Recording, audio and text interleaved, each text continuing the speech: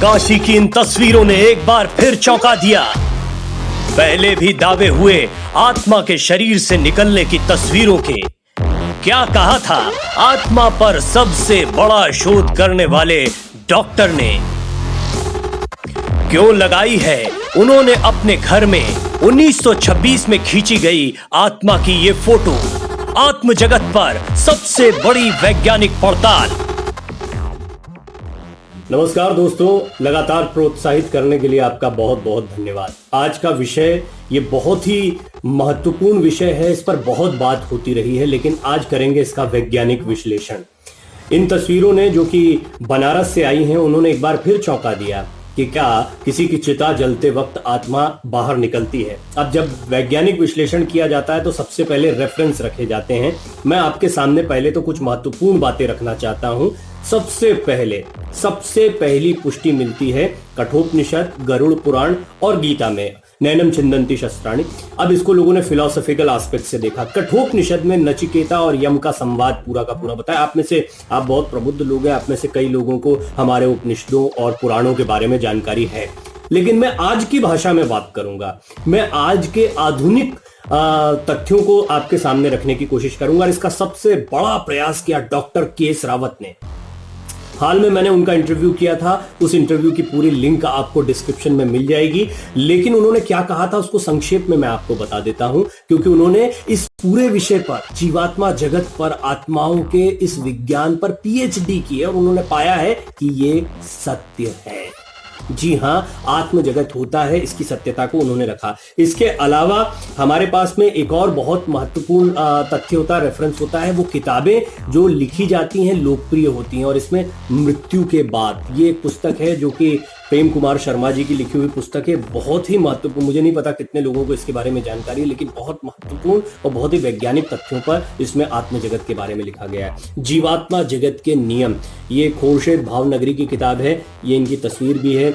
अब ये नहीं रही हमारे बीच में, लेकिन इन्होंने अपने बेटों से, असमय इनके बच्चों की मौत हो गई थी, उसके बाद कैसे उनसे संवाद होता था और पूरी दुनिया में ये लोकप्रिय हुई, इनकी ये पुस्तक लोकप्रिय हुई है। इसके बारे में आपको काफ़ी चीज़ें मिल जाएंगी।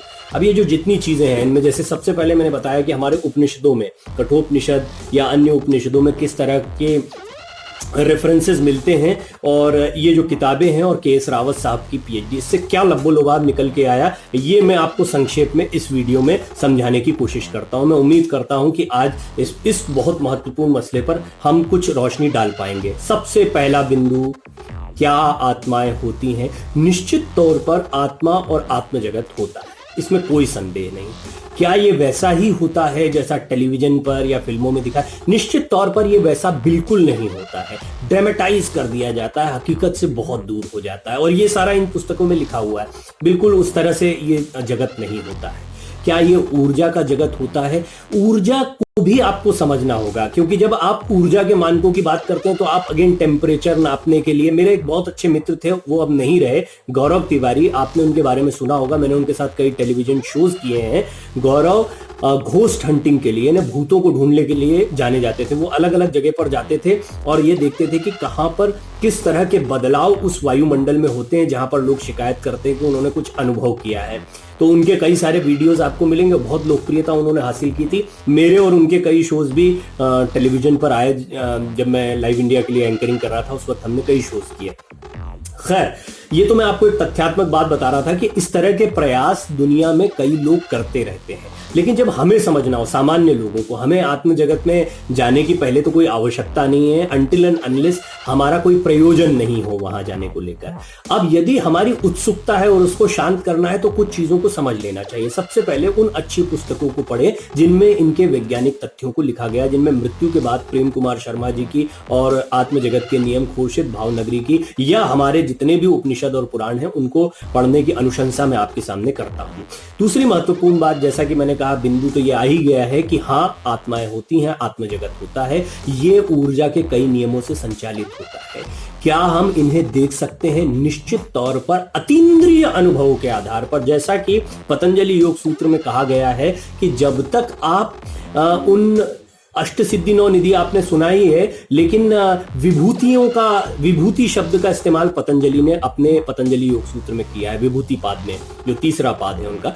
तो विभूति आपके अंदर अगर ऐसी आ जाती है कि आप अपने नेत्रों से वो देख पाते हैं जो कि बियॉन्ड योर लिमिटेशंस है, जो सामान्य तौर पर मनुष्यों के देखने की परिधि के पर है। इसको ऐसे समझिए कि अगर आपकी फ्रीक्वेंसी आंखों की देखने की इतनी ज्यादा हो जाए कि आप छोटे छोटे कणों को भी देख पाए, या किसी भी एक चीज, हम सब जानते हैं कि सब कुछ एटम से बना हुआ है और एटम भी इलेक्ट्रॉन न्यूट्रॉन प्रोटॉन से बना हुआ है, तो अगर हम इतना ज्यादा देखने की कैपेसिटी विकसित कर लें तो हमें पूरा संसार प्रकाशमय या छोटे छोटे कणों में दिखाई देगा। लेकिन मनुष्य की सीमाएं होती है, ऐसा हो नहीं पाता। ऐसे ही हमारी इंद्रियों का, अन्य इंद्रियों की भी क्षमताएं होती हैं, और जैसे हम देखते, सुनते, सूंघते या महसूस करते हैं, अन्य जानवरों की क्षमताएं बिल्कुल अलग होती है। कुत्ते की घ्राण शक्ति बिल्कुल अलग होती है। तो इनका अनुभव करने के लिए, आत्म जगत का अनुभव करने के लिए, या तो आप अपनी आत्मा में प्रवेश करें या अपने भीतर ही जाकर इसका अनुसंधान करें, ये एकमात्र तरीका है। अगर आप इंद्रियों से इसका अनुभव करना चाहते हैं तो वो संभव नहीं है। इंद्रियों से अनुभव इसलिए संभव नहीं है क्योंकि इंद्रियों के छूटने के बाद ही आत्मा के द्वार खुलते हैं। अब सबसे महत्वपूर्ण बात कि क्या इसको कैमरे पर कैद किया जा रहा है कि ये तस्वीरें जो हैं, ये तस्वीरें कभी भी सत्यापित इसलिए नहीं हो सकती क्योंकि अगर एक चिता पर ऐसा होता तो हर चिता पर इसी तरह का या किसी को भी इसी तरह का अनुभव होना चाहिए था। आत्म जगत के नियम ऐसे नहीं चलते हैं कि किसी एक जगह पर तो कोई नियम चल रहा है, किसी दूसरी जगह पर कोई और नियम चल रहा है, ऐसा बिल्कुल नहीं हो सकता। इसीलिए इनको तो बिल्कुल खारिज किया जाएगा। ये फोटोशॉप भी हो सकती हैं, कई बार कैमरे की लाइटिंग्स या ग्लिचेस भी हो सकती हैं, कई बार कई और कारण भी इसके हो सकते हैं, रोशनी भी हो सकती है। लेकिन जहां तक सवाल है आत्मा का, तो पहली बात तो जब शरीर को वो छोड़ती है तो शरीर तो वैसे ही खत्म हो गया। उसको आप जलाते हैं, आप उसको उसके संस्कार करते हैं, हमारे यहाँ पे महत्वपूर्ण है।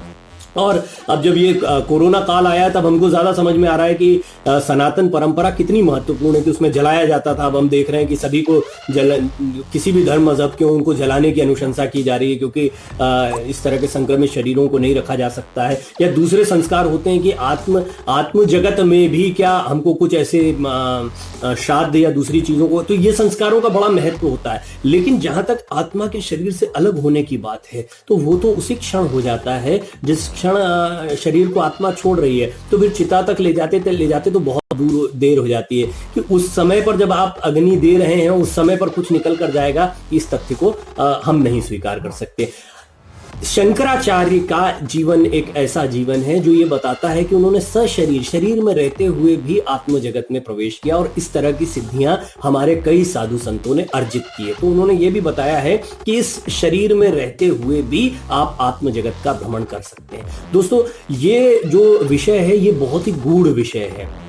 इसको संक्षेप में समझाने के लिए, आज सिर्फ ये बताने के लिए कि क्या आत्म जगत होता है, निश्चित तौर पर होता है। क्या आत्माएं होती हैं? निश्चित तौर पर होती हैं। क्या हमारी वापसी होती है? हमारे सारे पुराण, वेद और हमारी जितने धर्म ग्रंथ हैं वो इसकी पुष्टि करते हैं, तो हम उनको स्वीकार करते हैं। निश्चित तौर पर हम स्वीकार, इस पर और अनुसंधान की जरूरत है। और अगर आधुनिक विज्ञान जैसे गौरव प्रयास करते थे, डॉक्टर के.एस. रावत ने प्रयास किया या प्रेम कुमार शर्मा जी ने, इन लोगों के प्रयासों की तरह अगर कोई प्रयास करता है तो इसमें कोई बुराई नहीं है। ये एक बहुत ही महत्वपूर्ण प्रयास हो सकता है। हमको रिसर्च करनी चाहिए, इसके प्रति उत्सुक रहना चाहिए। अगर आप उत्सुक हैं तो इन पुस्तकों में क्या कुछ लिखा हुआ है इस पर मैं आपको और विस्तार से आगे जानकारी दे सकता हूं। मैं उम्मीद करता हूं कि आपको ये वीडियो पसंद आया होगा। अगर आपको ये वीडियो पसंद आया है तो आप अपने दोस्तों से साझा करें। अगर इस विषय में आप और जानकारियां चाहते हैं तो आप अपने प्रश्नों को भी रख सकते हैं, और अगर आप इसमें कुछ इनपुट देना चाहते हैं, आपके अपने अनुभव रखना चाहते हैं, तो उनका भी बहुत बहुत स्वागत है। बहुत बहुत धन्यवाद सुनने के लिए।